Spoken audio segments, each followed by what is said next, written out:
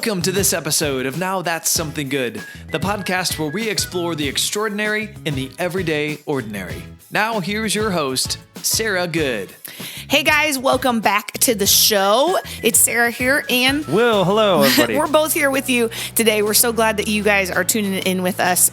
We love getting to tell stories and share different things with you. And so we are really glad that you are joining with us today. We're going to do things a little bit different for today. We're actually going to share a little bit of our story. As you heard us probably say on one of the other podcast episodes, or if you're just tuning in for the first time, welcome. We are glad you are here. November is National Orphan Foster Care Adoption Awareness Month. And it is something really near and dear to the Good family. Our youngest son came to join our family through the beautiful process of adoption. And so he is a part of our family in that way. And so that's just something that we care a whole lot about. We did before we even adopted. It's been something we've been advocates for a long time. And so we're excited today to share a little bit of our story with you guys. And so in a minute, you're going to actually get to hear from Lincoln. We brought him on. He's a 6-year-old boy, so bear with him. Do you want to give people the... It's just going to be a great story. We did, as everybody who joins the podcast here gets their choice of beverage, we always promote coffee, but Lincoln's not a big coffee fan. So instead he chose a carbonated not adult beverage. The carbonated say adult beverage. Well, I mean, usually he drunk reserved a Coca-Cola. Yeah, we don't give soda to our kids a lot. We're one of those families. Not a lot. So he was fully... caffeinated and sugared up. What you can't see because of not having video is he's pretty much drinking the Coke the entire time. Like every time he's not talking, he's got a straw in his mouth, slurping up more Coca-Cola. It's how we bribed him. It was a mini can. If anything, in our defense, it was a mini Coca-Cola. It was a mini one. Right? But it'll be good. So you'll hear from him in a minute. But we wanted to give you guys a quick update. You guys, those of you that heard our episode last week, know that it's been a little bit of a crazy time for our family. We ended up losing my grandparents unexpectedly. And then we've been dealing with COVID. Yep. Been a little crazy. So Will, you want to give an update? We're making it. I think the rounds of COVID have gone through almost the whole family now, except for Lincoln. And we're on the mending path on the road to recovery. Up and down. I wish it would have gone faster, but it is what it is, and we're trying to have a good attitude about it and really just pray for us because of our kids especially have been not able to really do anything outside. A few of our kids we've been inside the week and for over 2 weeks, it's been tough. So we're doing well though. Thanks for your encouragement and prayers, everybody. We really appreciate it, but I think we're on the upside. We're on the upswing, so we're good. And maybe someday we'll talk more about that. If you guys have questions, we've got nothing to hide with that. We're happy to talk about our experience with it. It affects everybody so incredibly different, which I think is our biggest takeaway. We knew that beforehand. We'd started to hear that, but even in our family, we've all had a very varying different for each one of us. Experience and how long it's been sick. But the good news is we are recovering and expect to make full recoveries. You might hear us kind of clear our throats every once in a while or cough because we're still just have some of those lingering things. So I apologize for that. So here we go. Let's jump into the portion of here is our conversation with Lincoln Good. Hey guys, so we're back and we have a really special guest with us right now. Can you say hi? Hi. Who are you? Lincoln. It's Lincoln. Can you tell everybody your whole name? Lincoln Xavier Good. Lincoln Xavier Good. And you get to be a guest on our podcast today. Are you so excited? Yeah. How's it going so far? Good. Do you want to tell everybody what is the special thing you're getting to have right now while you're a guest on the podcast? Coca-Cola. Coca-Cola? Are we letting you have a soda? Yeah. Yeah. We give everybody a special drink when they come be a guest on our show, and you picked a soda, didn't you? Yeah. What's your very favorite soda? Dr. Pepper. Dr. Pepper? What else what do you like to eat when you have Dr. Pepper? French fries. French fries. From where? Where were you going to say? Chick-fil-A. Chick-fil-A. We like Chick-fil-A a lot at our house, don't we? Yeah. That's something good. Can you say that? Now that's something good. Now that's something good. Perfect. So Lincoln, we have you on today because for a couple reasons. Something really special just happened for you, didn't it? Literally squirrel behind him out the window. Yeah. Squirrels. So Lincoln is a young boy. So this might be two squirrels. They're running up the tree, aren't they? Yeah. Yeah. Okay. Listen. Let's focus in here for a minute. Okay. I think they are fighting. You think they were fighting? Yeah. You never fight, do you? Do you fight? Yeah. Who do you fight with? Usually Abilene and Elena, and Evelyn and Elena. and Yoni. And Lily, all your All sisters, the basically. sisters, but never mom or dad, right? You always, or whatever we ask you to do, you do. No. Argument. What? Yep. Yes, No. you do. Sometimes, No. right? That's okay. Okay, so you ready? We got to talk about some big news here. You had something really big happen to you like a week ago. What happened in the life of Lincoln? Do you remember? No. Did you turn a year older? Yeah. How old are you? 6. You're 6 years old? What How was does it- special about your birthday, though? It's my golden birthday. It was your golden birthday. You turned 6 years old on what day? November 6th. November 6th. 6 on the 6th. So it was your golden birthday, wasn't it? Did you have a favorite birthday present you got? Yeah. What was your favorite one or something that you just really liked a lot? A RC hot car. An RC car. Lincoln is very much into RC cars, aren't you? Yeah, and every single toy that I have that it's remote control, it's literally has no battery or the controller, it's lost or it's broken. None of the RC cars right now have batteries or are broken. How'd that happen? Okay, We just play hard, what don't we? Do we just play hard? We play hard till our battery dies and Yeah, yeah. I guess. Okay, so Lincoln, we've been talking about some really special stuff on the podcast. We've been talking about a big word called adoption or foster care. Do you want to tell everybody? You've got a little special story about that, don't you? About how you came to be a part of our family, right? Have you heard the word adoption before? Yeah. Yeah. Were you adopted? Yeah. Yeah, you were. Do you want to tell everybody with us? We always talk a lot about, to pay attention. Remember, it is going to be 5 years in just a couple weeks since we officially got to bring you home. Isn't that awesome? Yeah. Yeah. How do you feel about that? If only you guys could see Lincoln's facial expressions while this is, he's got quite the facial expressions. Yeah. So I thought we'd tell everybody, we've always kind of told a part of your story with you, right? Sometimes when mommy would rock you to bed at night or daddy puts you to bed, Yeah. we talk about your story, don't we? Yeah. Because we're really big fans of stories around here, right? We tell a lot of stories on our podcast. And in our family, we talk a lot about stories, right? Because God's writing a special story for each and every one of us. And all of our stories are unique and special and all a little different. And that's what makes it so cool. And so you have a very unique and special story, don't you? Do you want to tell part of your story with me? How we'll say it at bedtime? Yeah. Okay, you gonna help me tell it?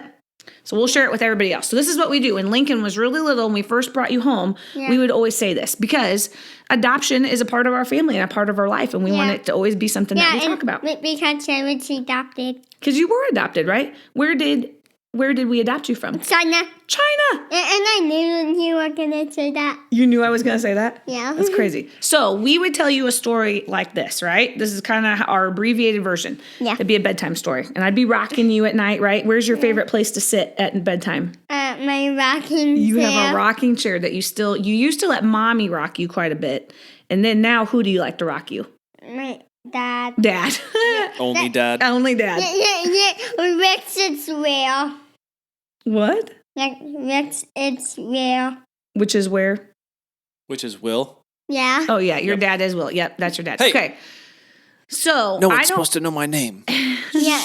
No. Yeah, we got to see what the what they said. Oh, the cat's out of the bag. And you actually said your name. Ha ha. Man, you tricked me. You're so tricky. Okay, back to the rocking chair. Okay, ready? So we would tell a story like this, right? We would say, one time there was a mommy, A daddy. a Lily, And Yanni. An and Evelyn. and an Elena. Yeah, but one was missing. Someone was Someone was missing. Yeah. missing. And so we decided we needed to find the missing person in our family. Yeah. So we would say this, we would say, we prayed and we waited and we waited and we prayed for God to help us know who we should bring into our family, right? Yeah. And then there's a lot that happened in between there.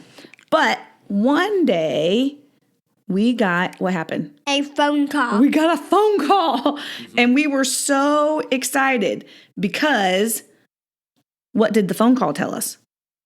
I don't know. Yes, you do. It told us about baby Lincoln. Oh, so that's about me.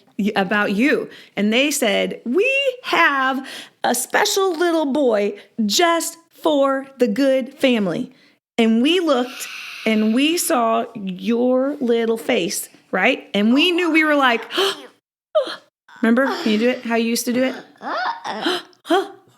That's our son. Yeah. And then what did we do?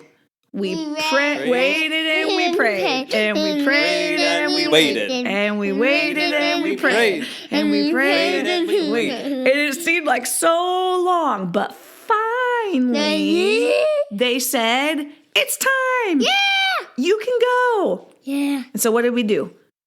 We loaded up our bags. Yep. We went on an airplane. Yep. And we flew all The way to China. the way to China. And then it was slowly getting darker because it was actually in the daytime. You're right. We left really early in the morning it was the Wednesday before Thanksgiving here.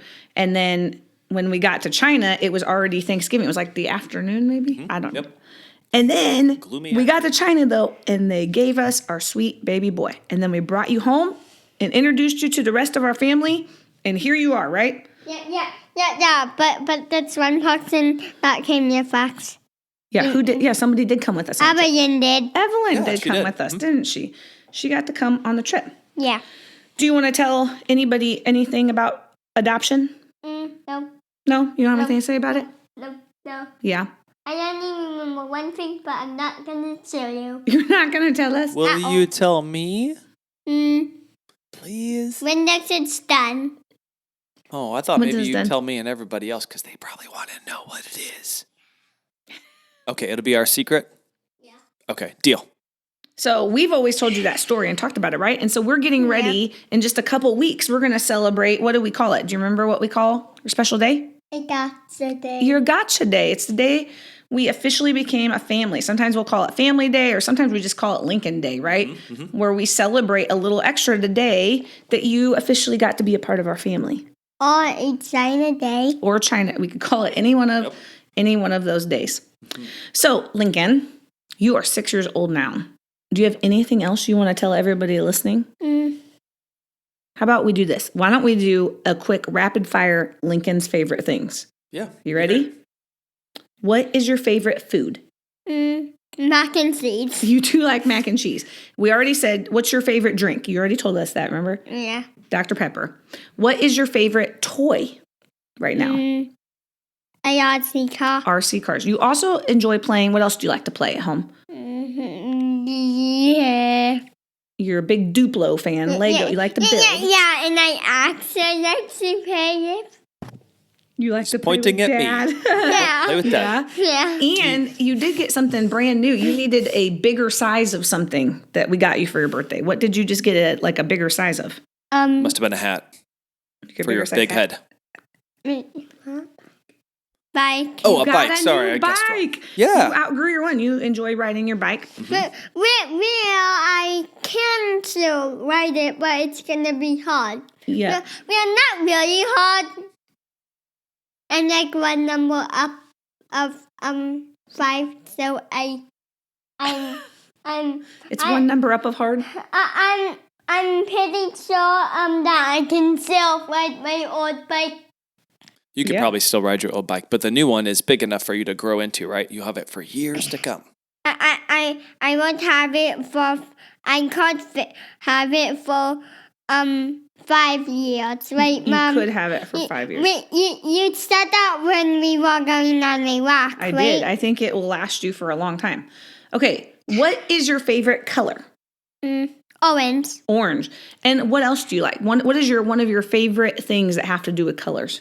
Rainbows. Rainbows. And I love that you love rainbows so much. Can you tell everybody listening, why do you love rainbows? Because it's a promise to God. It's a promise from God. They remind us of God's promise, right? That He is always with us and He takes care of us. Yeah, and He will never do a flood ever again. He will never do a flood ever again. Yep. I like it. Okay. You got any favorite questions to ask Lincoln, Will? What is your favorite stuffed animal? Oh, yeah. My bears. Your bear, can you tell everybody what's your bear's names? Big Bear, Baby Bear, and Brother Bear. Big Bear, Baby Bear, and Brother Bear. Yeah. And Baby Bear and Brother Bear just came to be a part of the family, right? Yeah.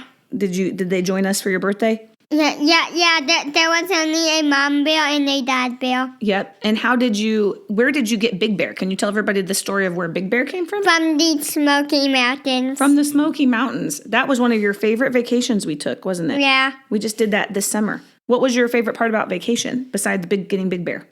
Going to the Tex-Mex village. I have raised this child my goodness. right. We got to go to the Christmas village. I thought it would be like And going in the hot tub. I mixed the hot tub a lot. You missed the hot tub a lot. That was a lot of fun. They had I a thought Yeah. for sure it was going to be like But so climbing on Dad's shoulders up to the top of a 13,000-foot mountain. Did you do the a whole lot way. of mountain climbing, Lincoln? Or we did have fun playing in the waterfall, right? Oh yeah. That was fun. You did have fun playing in the waterfall. We had a lot of good adventures, didn't we? What's your favorite vacation ever?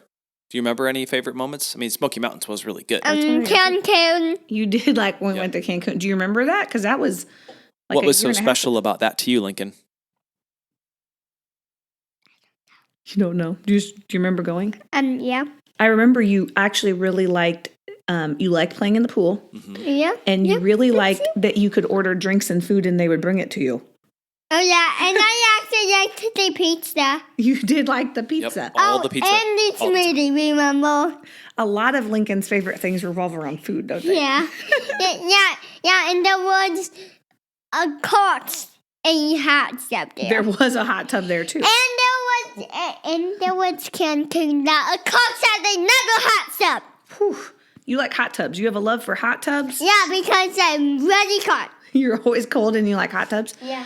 Okay, I do feel like we have one more favorite thing.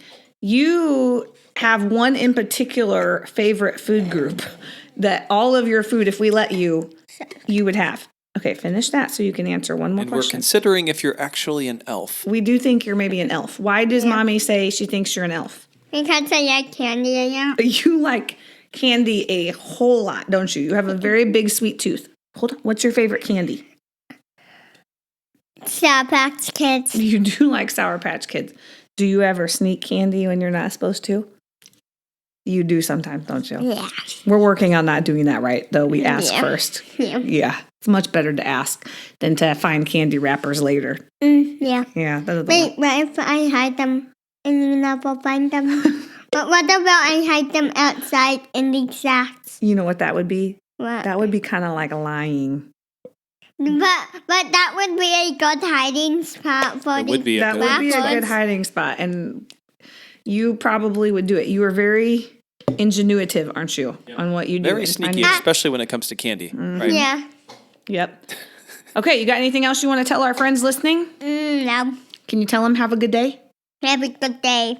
Say, oh, we forgot to ask you. Oh. Lincoln, because the show is called Now That's Something Good, what is something good to you right now? Being at home. Being at home. You do like being home. Some of the quarantine time of our life has been fun for you. You've enjoyed having your people all around you all the time, haven't you? Yeah. Yep. Okay, say bye, guys. Bye, guys.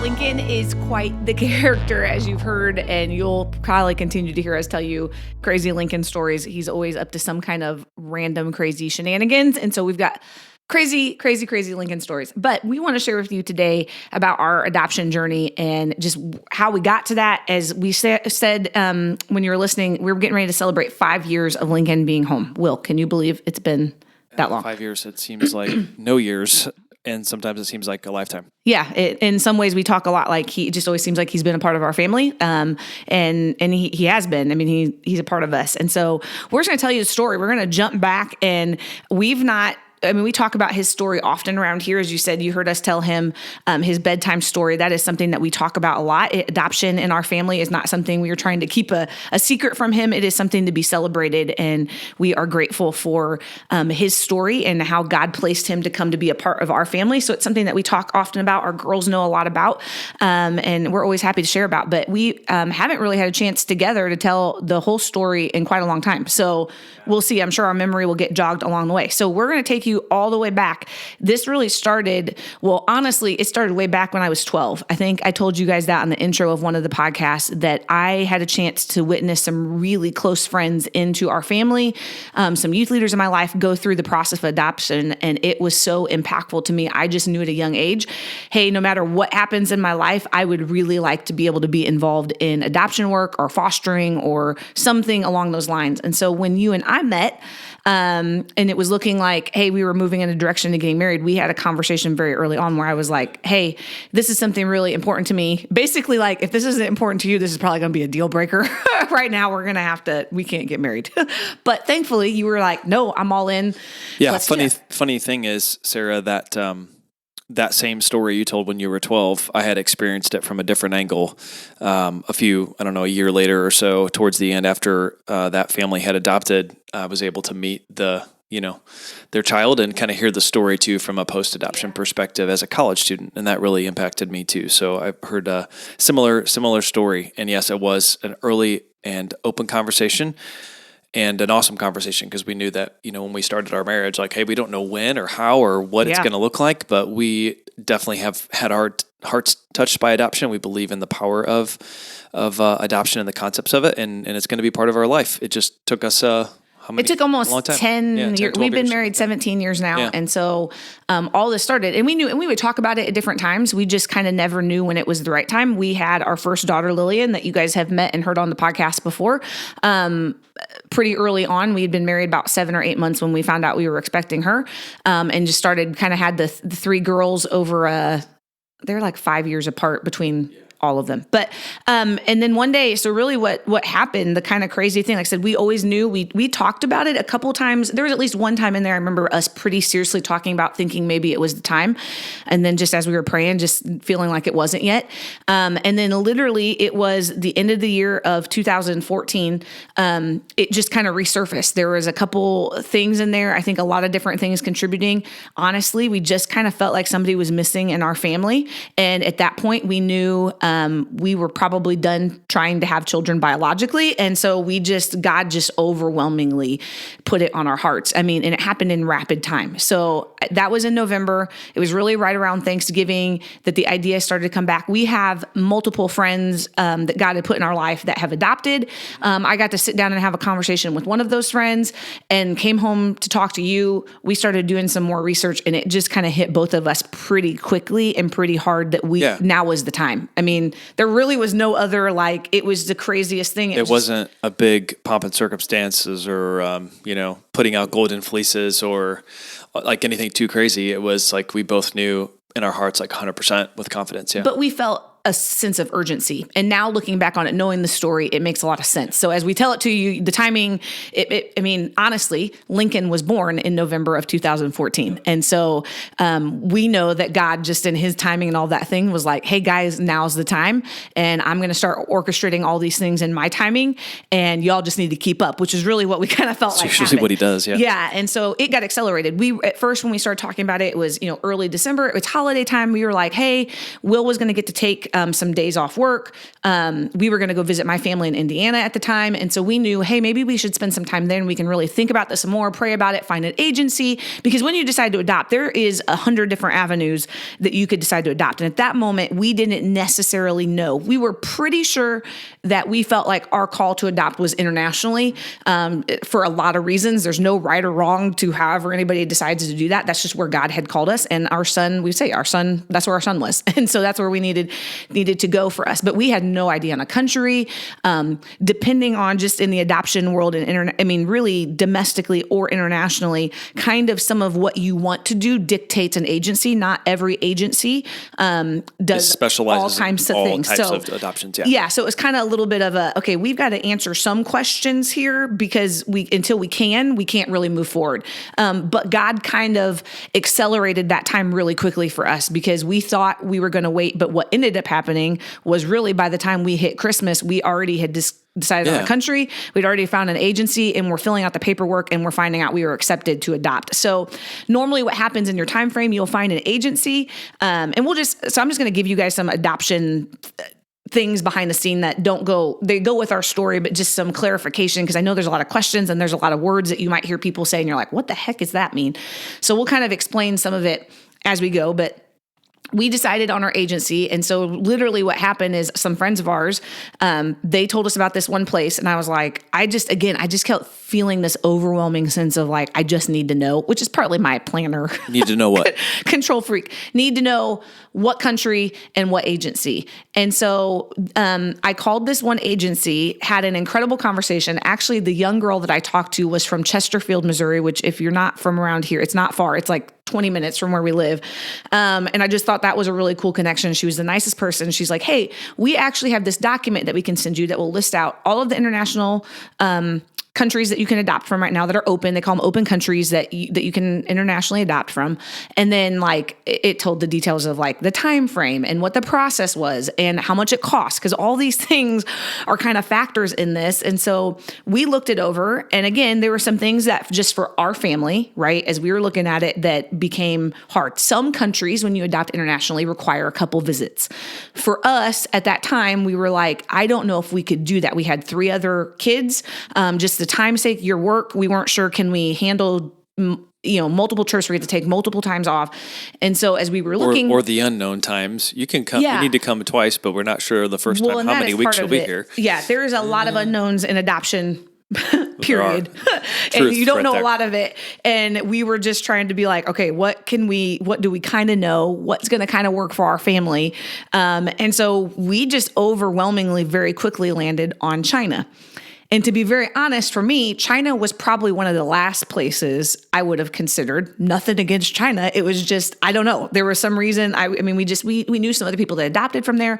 We kind of were like, hey, let's try something new or different maybe, which sounds so crazy in hindsight. But God just kind of made it abundantly clear. And Will, I don't know if your story on all this, it was happening to both of us, but we both probably have separate sides to the stories, but I feel like God for me was very clearly like, hey, this is what we need to do. And I kind of kept being the one that would come back to you like, hey, I think this is what we need to do. Here's why. And when we were really wrestling with the, hey, is China the place? Is it the thing?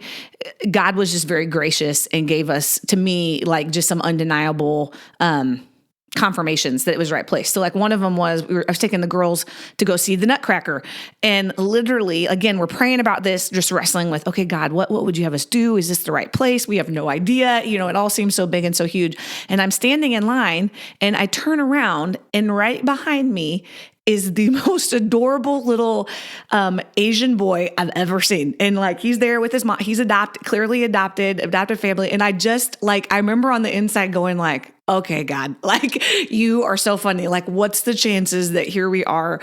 And then there's this happening right behind us. And then had another situation too, where I don't often get to watch TV in the middle of the day or like in the morning. That's not something like that I do. We were homeschooling fully at the time, which is a whole nother story. And I happened to turn on the Today Show and literally turned it on, and they were interviewing these 2 young girls that were adopted from China and about this ministry and this organization they had started. And again, I was just like, okay, God, like I hear you. Okay. Like we're going to move forward with China, and we kind of decided. Super cool. I'm glad it wasn't a story.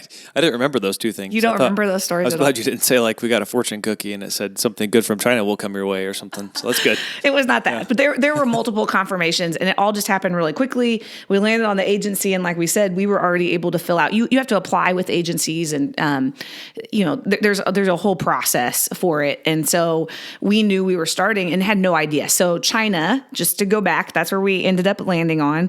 It was one trip. We knew it would take one trip to go.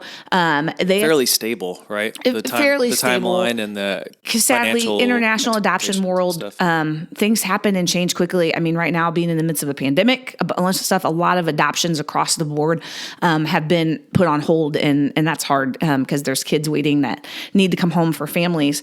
And so, yeah, we filled out our paperwork. We got accepted. I remember actually sitting in the movie theater watching the movie Annie, like the remake had been made with the girls, when I got the email or the note from our social worker saying, yeah, we've accepted you. Welcome to this agency. Here we go. And it was literally from that point on. So just for time's sake, for you guys knowing, and we're not going to bore you with a million details because there's a lot. And if you guys have further questions, you can email us at, sarah@podcast.com. Podcast.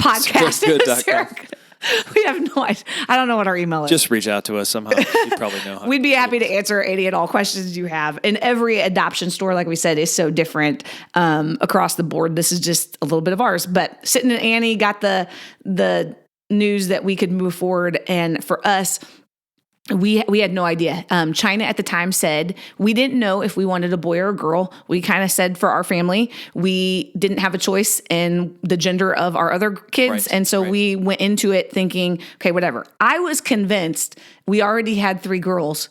Why would we do anything? Like, we apparently are a girl family. Surely we're going to have another girl. But very quickly, we realized that maybe that wouldn't be the case. It is a little misnomer, probably maybe some of you listening, that a lot of people think that there are just girls available in China. And honestly, there are quite a few boys available. Girls are actually more, what's the word? More... common? Not common. What do you mean? It is more requested for girls to be adopted than boys across the board. Like, I don't know why that is, but just across the board, whatever country that is, what it is. China did have some different policies at different times. The one-child policy. There's a whole lot of backstory to all of that. We can't tell all that. We can't go. Podcast, all of that. But yeah, there are actually quite a few boys waiting. And so in China, all of the adoptions are also what they consider special needs adoptions, meaning that every child that is adopted has some kind of special thing that needs taken care of. It could be anything from like a little heart defect to maybe they're blind, maybe cleft lip, cleft palate, which is what Lincoln had, maybe club feet, just anything. Maybe some developmental delays. They would consider any of those things special needs. And so we knew going into the adoption process that our child would have something. Yeah. And we were open. With special needs to a certain extent, right? That yes. We felt like we could care for them well and not sort of put too much emphasis that would detract from the girls too, because we wanted to have a balance and a right kind of care for our whole family, like holistically, right? Yeah, and we knew, we didn't know what was going to happen with that, which is part of our story of God just working all those things out. To be very honest, there was a part of it. So you, at some point in your adoption process, they give you a form. It is the special needs medical form.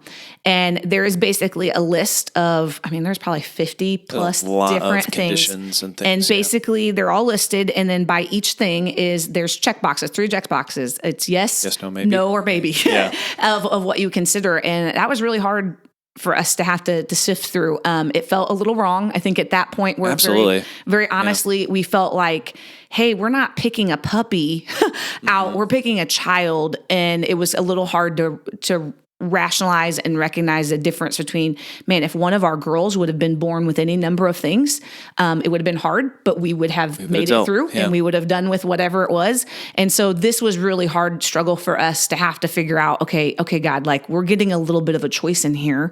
What do we do? And it was hard. We struggled with it. We prayed a lot about it. Our social worker was absolutely amazing. And she just said, Sarah, you can't think of it like that. You have to just keep asking God. He's directing all this. If you trust that he is doing what he's doing, and we did, that he's going to lead you to the right things and he's going to give you what you can do. And so that was hard, but we made it through that. We actually knew very early on, just a weird part of the story.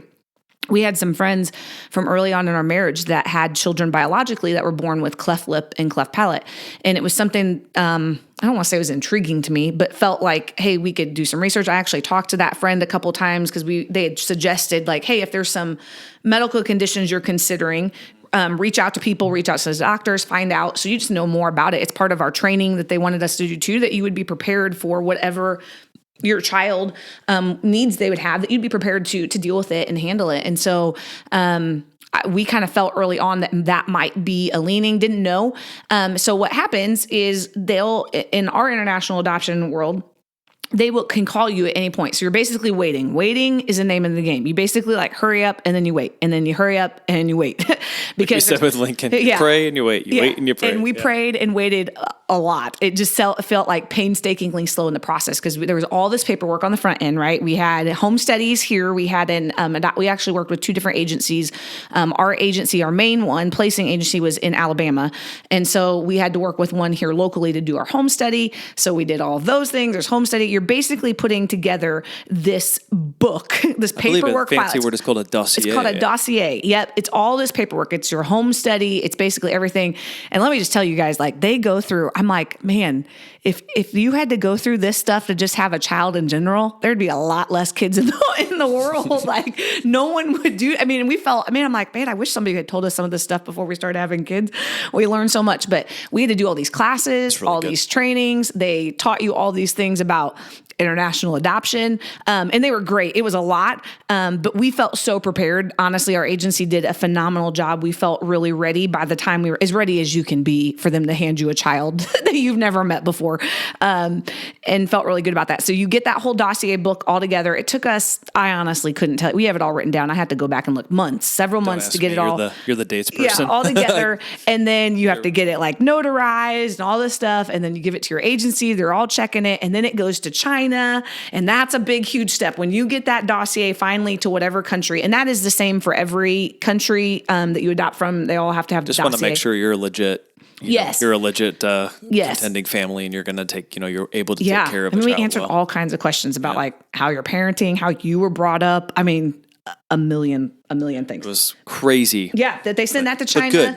Dossier to China, DTC, and that was a huge milestone for us when that paperwork, it was just like, okay. And then that meant when that happened and it gets registered there, it basically means, hey, you could start looking, they call them files. It's children. You could start looking and somebody could call you. So we knew at that point, hey, really at any time we could get a phone call. And by any time, it literally could have been like, 5 minutes later or 5, 6, 7, 8, 9, 10 months. You didn't know. Really know. Yeah. You just don't know. And so with our story with Lincoln, I should have brought up all my notes. We actually got several calls about a couple other files. Before we saw Lincoln's.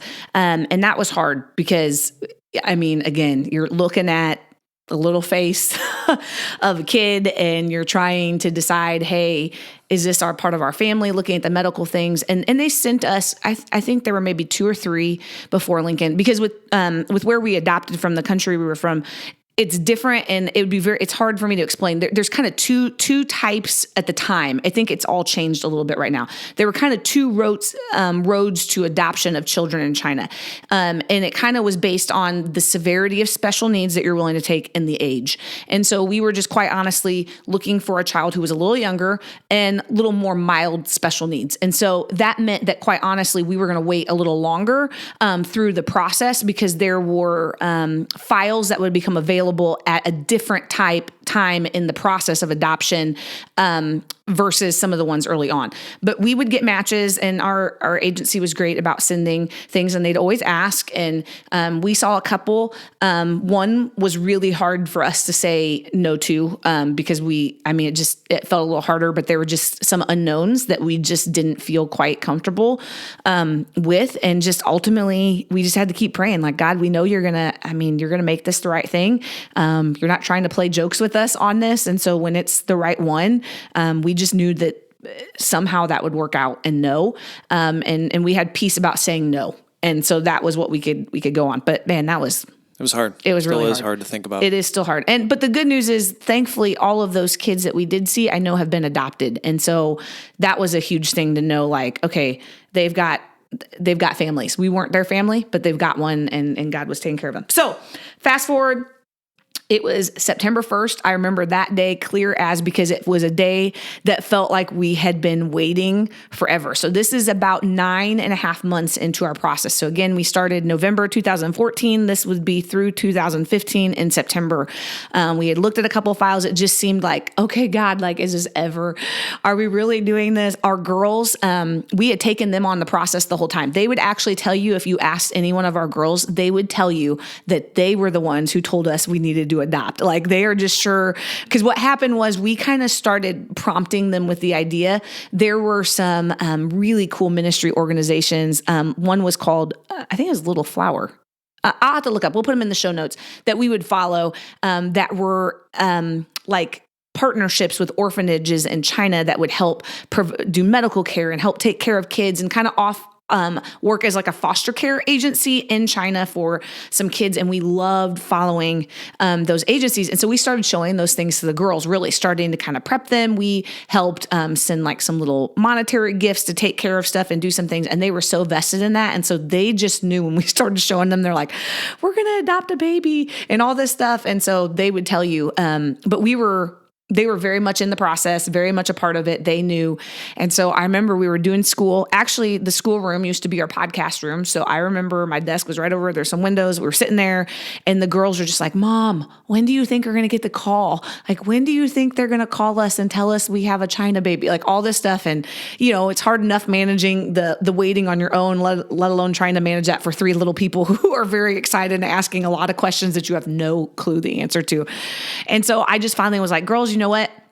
Let's just pray. We just need to pray again because I said, Mommy is having a hard time waiting. I want to know too. I know you guys are. Let's just pray that God would help give us patience and that maybe today would be the day, you know, and we sat and it was one of the sweetest little things. I remember just praying and they all prayed and hearing their sweet little voices is like something forever ingrained in my mind. And so we prayed and then we were like, okay, let's go about school. We did school. I remember I was downstairs cooking lunch, maybe an hour or so later. And then all of a sudden my phone rang. And when you're in the adoption world or foster care and you're doing that, you know the numbers that you're looking for. And every time your phone rings, you kind of freak out because you're like, baby, this is it. And then I saw the number, it popped up as their agency and your breath, you just will probably win. It's probably more a girl thing. Maybe guys don't have the same way, but it'd be like, oh my gosh, okay, like this could be it. And so I picked up the phone. I quickly ran upstairs because I didn't want the girls to hear. And it was our social worker. And it started a conversation that was like, hi, Mrs. Good. Hope you guys are doing well. I have a file, and they'd always ask, do you want to see it? And they'd say, I'm going to give you a little more information. And they started to read, and she only got through about 2. And I just knew it was just something, this overwhelming feeling of like, this is it. This is the one. This is the call we've been waiting for.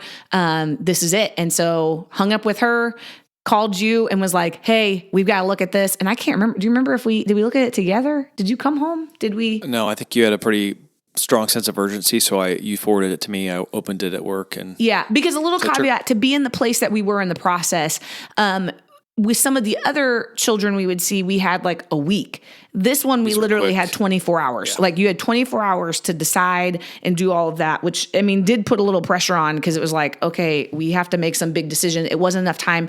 There's an international adoption clinic here in St. Louis, and we had connections with a doctor there that we were going to have review the file that just looks over things, that will know things, medical jargon that we wouldn't know. Sort of red flag items. But there was no way to get it turned around in that amount of time. Maybe we had 48 hours, but it was not. It was quick. It was not a lot of time. The whole thing required faith. It really did. Definitely did as well. Yeah. So you took a look at it. We looked at it and we were just like, I mean, we saw this little face. We'll post it later. Pretty quick decision, I think. Yeah. We just knew he was right age, right place. And it just, I know it sounds hokey, guys, and everybody's story is so different. You could talk to 100 different people that have adopted, and it would be a different situation. But for us, it was an answer to prayer because we had been praying, God, would you just please somehow we don't know what we're doing. Like, would you help us? And it was an overwhelming, I mean, I don't know how to explain it besides looking at this little kid, and there really was an instant, this was our son. And it was like, we knew nearly right a away. Supernatural draw. It really was. Like, we both had a super peace about it, and we knew this little boy was our son. And so we decided, the girls, they kind of had heard a phone call, but we wanted to make it fun because, again, at this point, they didn't know. We already knew that most likely it was going to be a brother. Right. They didn't know this. So we quickly put together a whole little surprise thing. Mm-hmm. We'll link the video. It is... E-video is one of the best videos It's ever. A really great video. We had decided to kind of chronicle a lot of our process. So we have some videos that we'll link from that whole time. But just to kind of let them know, whether it's a brother or sister, we got a big, huge box. We wrapped it in wrapping paper. We got balloons, blue balloons, and put them all in there so that they could open the box and the balloons would pop out. And we went quickly and got pictures printed and got them each like a little bitty old school photo album so that they could have pictures in there. And I think they all slept with that little photo album until we brought Lincoln home. Like they loved those little pictures. They would tell anybody and everybody after that, we have a brother. You have to meet him. His name is China Lincoln. baby. Yeah, they called it their China baby. Anyway, those are sweet memories for us. Yes. Sorry, probably way more information than you all want to know or care about. But then fast forward, so we'll just, again, there's so many little details in there. We waited and we prayed, and then so that November happens. Came. You turn in some paperwork saying, "Hey, we really would like to adopt Committed this child." to this young one. You wait for China the country to say yes, and so it all started happening pretty quick. We still honestly thought in September that it would probably be the beginning of the next year, like sometime that year. God had other plans and started just accelerating stuff, which was nuts. So and very quickly, really, because so that was September 1st. I'm telling you, we left on November 25th. Whatever, the Wednesday before Thanksgiving, or the day before Thanksgiving. To go to China. Yeah. And so what was it? Not even 8 weeks later. Yeah. The whole thing was very fast. It went really fast at that point. And we were trying to scramble and figure out Not where every we're putting our story kids. is that fast. We're just blessed to. Yeah, every story is Our story different. went that way. Some of them take a lot longer. Ours just happened to be that way. And it was a huge answer to prayer because it was hard thinking about our little child halfway around the world. Because we thought the waiting was hard beforehand, and it was. But when we finally had a name and a face and information, it got infinitely harder knowing that, no, we really do have it. Because he felt like our son. Like I said, it was a supernatural connection that happened really quickly. And so we did whatever we could do on our time frame to help make sure we were able to go. And there was a lot of random paperwork left in there that you're filling out. We had to make sure all our passports, all of our visas, you're trying to get all this stuff. My visa was a little hard since I work for a ministry organization. There's a little differencing there with where we were going. And so had to get that, and just a little stressful of like, is it going to come through? Are we going to get this in time? What are we going to do? And so then we got an airplane. Got all the stuff. We got on a plane, and Evelyn, as Lincoln shared earlier in the show, we got her to come with us too, which was quite an adventure to share that with her. We met some new friends. We got to spend some time in Beijing and get to know a bit more of the culture. I think have a better firsthand appreciation for where Lincoln came from. Yeah, we really wanted, that was really important to us to get to know his culture and heritage a little more so that we could, our adoption agency told us a lot about that. We're not trying to, change Lincoln's story, and it's really important to us. And so his heritage, we celebrate some Chinese New Year, some different holidays around here as a family, because it's important to us that he gets to choose and know all of that and know where he came from, and we celebrate that with him. But yeah, we got to spend some days in Beijing, saw the Great Wall of China. We'll post pictures of all of this. It was such a fun time. And then we flew further into China. I think we can say where Lincoln is from. Lincoln is from a city called Chongqing. Yep. Municipality, actually. Yeah, it's not actually in it's kind of its own state. Yeah. Kind of like Washington D.C. in the United States. Kind of it's own thing. Yes, yep. Chongqing is its own thing. It's in near the Sichuan province, so it's like if you've ever had Sichuan chicken, it's like the spicy. Yeah, we call Lincoln spicy. Yeah, we do call him spicy. He's a little spicy. It's like our transitional word for sassy. We call him spicy, and he is spicy. So we were there for a couple days, got the room already, and then they took us to child welfare center is where we did that. So Lincoln would have rode with the orphanage director. The orphanage director brought him to us, and man, talk about a crazy day, guys. Like, we woke up and just waiting and knowing we had a few more paperwork things we had to sign. That whole day just felt like surreal and kind of like it was in slow motion. Just knowing like, okay, we're going, we don't know we have no idea. Like, they're going to hand us this child that we've never met before. I mean, it really was a lot of the feelings of like when we were anticipating the birth of all of our kids. Like, you don't know, like there's this tiny human they're going to hand you and you're like, except for this one's 13 months old. Yeah, this one's just a little older, Yeah. a little bigger. And we didn't know. And he did have cleft lip and cleft palate. His lip had been repaired in China beautifully. And so he still had an open palate, and we, unknowns with that, like how we're going to feed it, just all the things. And so I remember we walked up, you took an elevator up, rode it up. It was dark inside there. So we thought they weren't open because it was like right after a lunch break. And then come to find out, so we thought thought they weren't there yet. They weren't there yet. Yeah, but then we walked in and they were actually sitting there, and it was the craziest. We have video of that we'll share with you guys. I mean, every time I watch it, man, I think we get super emotional because it's just that like moment of like all of those months, all of the prep time, all of the things going like, okay, like it's really happening. Because I think for me, I partly had some of those moments like, is this really like, I mean, I had some pretty unknown fears, I think, during that time, really, of going like, what if something happens? Like, what if we don't get to, just all that realistic stuff that I'm sure everybody deals with, no matter how they're adopting or fostering or what's going on. You just don't know. But when they handed him to us, it was really the most surreal thing. And he was so calm. And we were prepared for like, he could be screaming. He could be, guys, you're crazy. Ripping. I mean, really, adoption is a form of trauma. I mean, we were getting ready to rip this little boy. Abducting him from everything he'd known. And legally. Knowing that, and I think feeling that burden too of like feeling nervous for him. And I'm like going, okay, we know this is going to be so good for him and for us, but like knowing that it was going to be some more pain.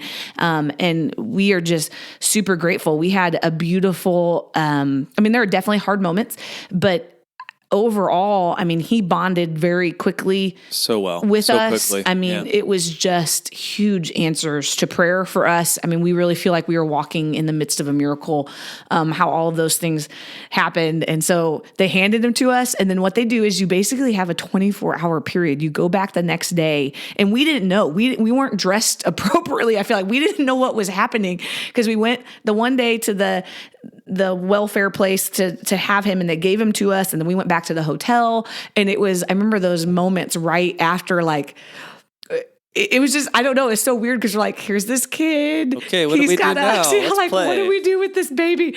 And so we sat him down. Lincoln was like, if you've met Lincoln, he is part ninja, we are sure. And he climbs and does everything. He showed us that. He was walking, which is very abnormal for children that have been institutionalized in orphanages. Usually there are some delays, and he was walking already, throwing things. I mean, and he was teeny tiny. The little guy, he weighed 18 pounds. He was wearing 6 to 9 month clothes. I mean, he was this little bitty guy. And layers of them, which again, your video, Sarah talks about that in the video. Yeah, we would slowly like peel off a layer. Cause again, we didn't want to freak him out. So like we would sit and play for a little bit and then like take another layer off. Plus it was kind of a little bit of a like, how many layers is this kid going to have on? How many was it? Do you remember? 6? I think he had 3 or 4 layers. I mean. Okay, 3 or 4. Yeah. And truth be told, now he pretty much runs around the house in his underwear all the time now. We always kind of say like his counterbalancing. Whatever they call it, would be very upset with us right now if they saw the way Lincoln dressed. But yeah, so it was crazy moments just hanging out with him, but beautiful. You have a video that we have up that literally shows this transformation. And guys, I got to tell you, we probably watched, let me say, I will watch some of them. I probably watched 100+ videos of families being united with their kids. Right. And my favorite part would be seeing this transformation that literally, even when the kids were cared for, and we believe Lincoln was very cared for in the way that they knew how, in the way that culturally would be, he was cared for. And we believe that he was loved, but it's not the same. It is not a substitute for a family, and it's just not. And to see the transformations that would happen with kids when they just have love and have a family is mind-blowing to me every single time.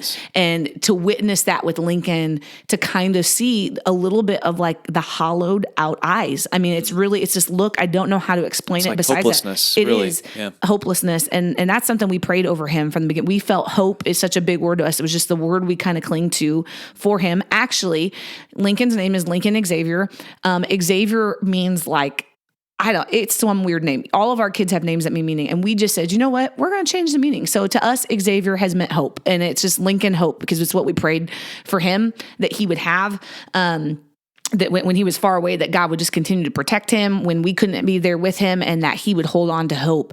And so we just prayed that over him every day when we were here in America and he was where he was at. And to see that transformation, I mean, he was laughing within 12 hours of us having, and again, it still took time and the bonding process still took time.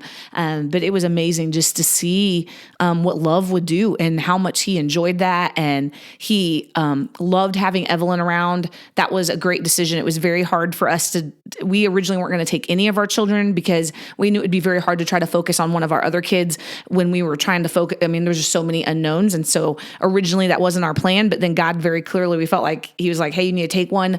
Evelyn seemed like the most reasonable choice at the time for a lot of reasons. And it was great. It was great having her there. I think that helped Lincoln, like, these people must be somewhat okay. This person is a little closer to me, my age. And she's great too with kids. She is really very good with kids. She has a natural motherly instinct. But yeah, so we finished our time in China. We were in his province, and then we flew to Guangzhou, which is where the U.S. consulate is, where you basically are there for about a week. All roads to the United States with adoption lead. Yes, lead Guangzhou. There. So we went back there to wait for the adoption to be officially finalized and notarized and get Lincoln's visa so that we could go back home. We landed back home. Here is a crazy fact that I know Evelyn will tell you about when we see her. Her birthday is December 10th. And the crazy thing is, so China, where we were at, is about 13 hours ahead. So we woke up in China on December 10th of her birthday, and we traveled with some friends, which was again one of the sweetest blessings of getting to meet some other adoptive families and hear their stories.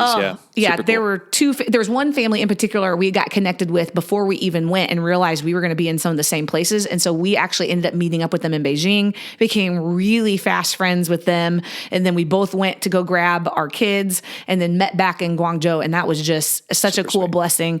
We still follow along with each other on Facebook and stuff, and really neat. And then there was another family that we kind of added in, and we'd eat dinner together. And so they came, a couple families. We did a birthday celebration for Evelyn at this Thai restaurant across the street from the hotel we were in. It was great. She was happy she got a cake, and they got her presents. It was so sweet. Sang happy birthday. One of the little boys did in Chinese. And the best part was like literally, so she woke up on December 10th in China, and we flew home, and it was December 10th in the United States. And so she came back. We were like, you had a 36-hour birthday. Like most people do not get to say that. But anyway, so we came home with Lincoln, and it just started the whole process of introducing him to the rest of the girls and becoming a family and figuring that out. And again, there are so many other things we could talk about. And I think really our heart in wanting to share the story, again, we could tell you, we could talk for hours about this. We won't bore you all with all the little details, is it's just a reminder that, man, God is faithful, and whatever he's calling you to, whether it's, hey, maybe God has been writing the story of adoption for you and your family, or maybe it's he's writing the story for you to be able to step on a limb and foster some kids or be safe family, or maybe it's to start a new business or do a new job or do this thing, whatever it is. God is faithful, and it might not always look all like what we think it's going to, but it works out. And we just saw that so clearly with the adoption of Lincoln, God's faithfulness just on full display. We could sit here for a whole nother hour and tell you story after story of how God just worked things out and how he just showed himself to be faithful. People who gave towards our adoption. Adoption is not cheap. The way we decided to do it, international adoption, is expensive.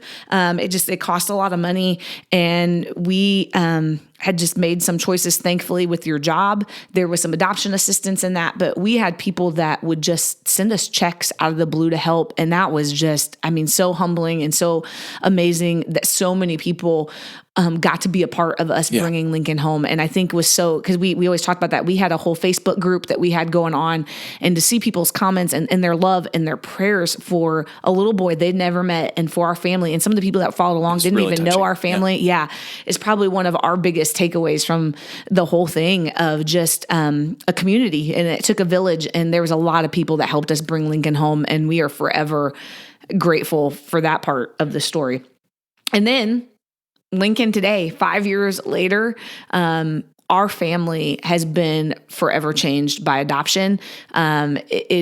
It's impacted us in ways we would never even be able to fully be able to communicate. Our kids love it. Their heart for their brother, their heart for people who are different than them, their worldview has been changed because of that. And it's been cool just to see that story unfold for them. So Will, what are some questions that people have asked you about adoption? We want to answer just a couple things, like when people talk to us, and we know there's a lot of questions. And again, Will and I are open book about it. So if you really have some or want to know something, there is not anything that we would be offended by you asking us or talking about it.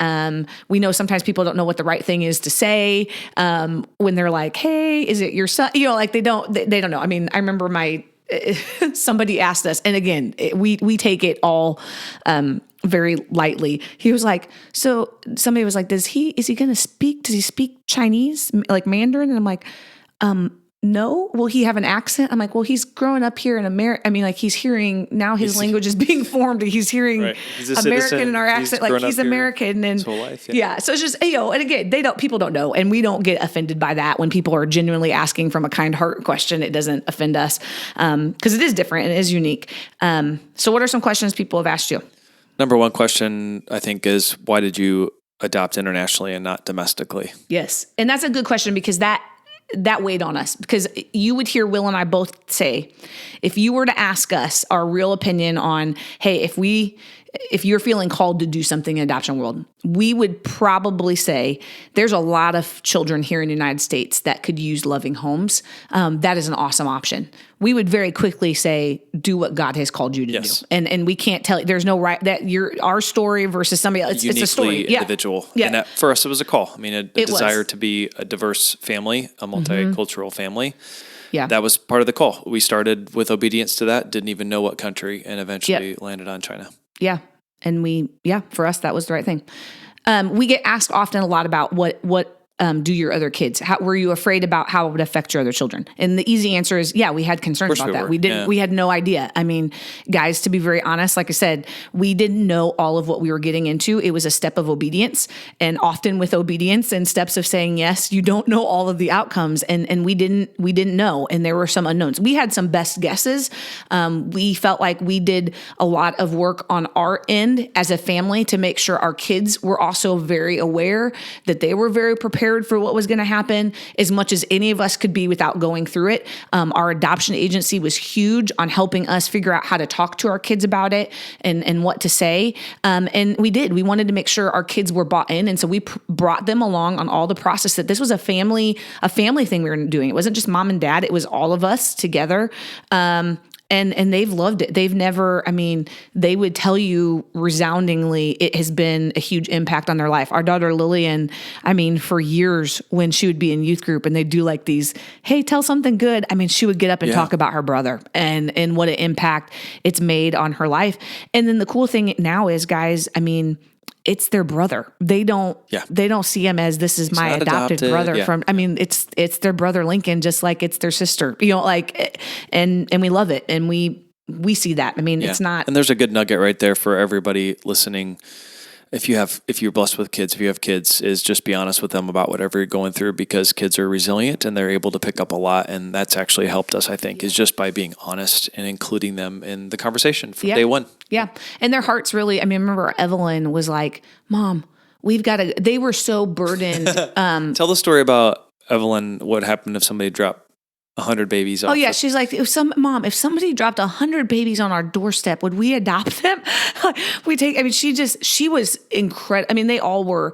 Because guys, we've not shared the full part of it. There's more to the story that we want to be very sensitive to how we talk about. And again, we are very aware. This is Lincoln. At the end of the day, it's Lincoln's story. Our story is affected by it. But some of the hardships, adoption, like we said, it starts with abandonment and out of loss. And that's hard. That is still hard for us to wrap our head around. We pray every day that as Lincoln grows and we answer questions, that we would have the right words and grace to handle all of that.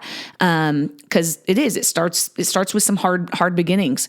And there's some other hard things to different countries and different ways that other places view life, the sanctity of life. And the real reality is, the trajectory of a child in an orphanage is not a great one. And there are hundreds of thousands of kids in orphanages all around the world whose trajectories are not the same as those that are born here in America or in other circumstances. And so we were open with our kids on a lot of those things, and their heart was burdened in a good way, in an age-appropriate way, for what was going on. And so they still today, we send monetary gifts. We're involved in different things that do that. They love that. I would not be shocked someday if one of our kids ends up either working for orphanages or a foster care or something, because somehow being connected. Yeah. Because of their heart for changed all that. Their lives. It's changed our lives. Yeah. For real. For sure. What are some other questions we get? How much did it cost? And I know it was not inexpensive, not at all, but there's varying degrees of cost. If you're going to adopt, that's probably the most expensive.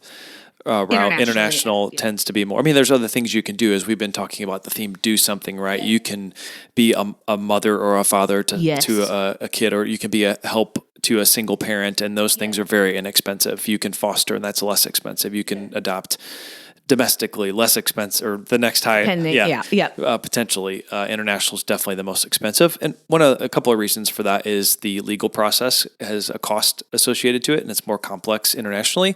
And the travel. I mean, 3 of us traveled internationally round trip. It's I guess a huge part 3.5 because Lincoln on the way back, and that adds thousands of dollars to the cost there. Yeah. So, So something we would tell people when the cost thing comes up is, man, if you're wrestling with that and that's a part of it, again, this might sound cliche, but we believe it's true. If God's called you to it, He's going to provide the resources for it. So, and don't be afraid to ask. People will want to champion and come alongside you being obedient to what God has called you to. Yeah. So if God's laying something on your heart, then He'll help figure out the way to do it. So, well, we're going to wrap up our story. Again, that was a very high level. I hope we didn't ramble too much on some of the parts. I know it's hard to get a whole story that transpired over 15 months plus, now 5 years, into an hour podcast conversation. Again, if you want to know more information, we'd love to tell you. And again, our heart in all of this is just to bring awareness. There are kids all around the world that could use families and support, whether you're being called to foster or whether you're being called to adopt. And that's awesome. If we can help in any way with that, we'll put some more links and resources in the show notes too. Or if you're just, I want to help some families, there's some great organizations locally. There's one I listed that's America Kids Belong. They do different initiatives to help make sure kids in foster care have the items that they need when they're placed. They also provide bikes for kids. I mean, there's some cool stuff. There's an organization where you can buy Christmas ornaments that help support orphanages around the world. There are 100 different ways that you can get involved. If you even just Google search orphan care or foster care resources or help, you'll come up with a lot of things. And so our heart is just to kind of make you aware of one situation near and dear to our hearts and to know what you might be able to do.